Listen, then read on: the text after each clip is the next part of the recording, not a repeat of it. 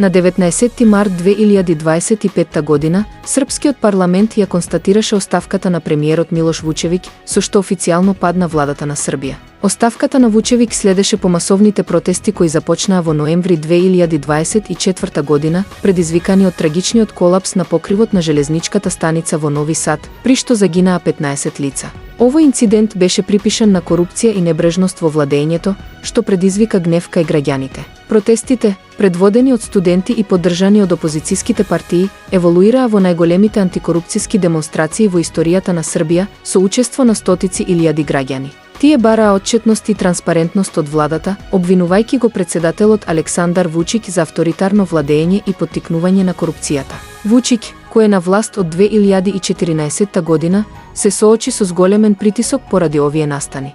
Иако тој ги отфрли обвинувањата и предупреди на можни полициски акции против насилството, протестите продолжија да растат, со учество на различни сектори од општеството, вклучувајќи адвокати, наставници, уметници и земјоделци. Со падот на владата започна рок од 30 дена за формирање на нов кабинет. Доколку не се постигне договор, ќе бидат распишани вонредни парламентарни избори. Оваа политичка криза ја истакнува потребата од длабоки реформи во Србија и ја става под знак прашалник иднината на Вучиќ како лидер на нацијата.